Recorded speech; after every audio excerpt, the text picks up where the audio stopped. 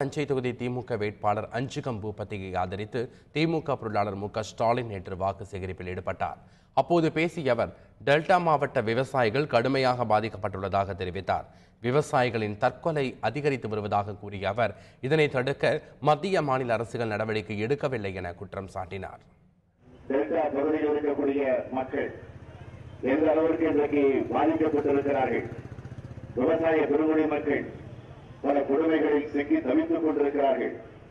தொடர்ந்து பார்க்கிறோம், தொலைக்காட்சிகளில், பத்திரிகைகளில் நாள்தோறும் பொழுதொரு வண்ணமுமாக விவசாயிகள் தற்கொலை செய்து கொண்டு மாண்டு கொண்டிருக்கக்கூடிய கொடுமை தொடர்ந்து நடந்து கொண்டிருக்கிறது.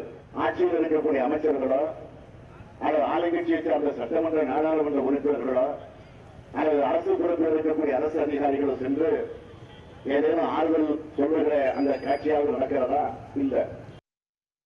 அதைத் தொடர்ந்து பள்ளி அக்ரஹாரம் பகுதியில் ஸ்டாலின் வேனில் பிரச்சாரம் செய்தார். பின்னர் அண்ணா சிலை தொடங்கி கீழராஜ வீதி, கொடிமரத்து மூலை, கீழவாசல் உள்ளிட்ட பகுதிகளில் சாலையில் நடந்து சென்ற அவர் வாக்காளர்களை சந்தித்து வாக்கு சேகரித்தார்.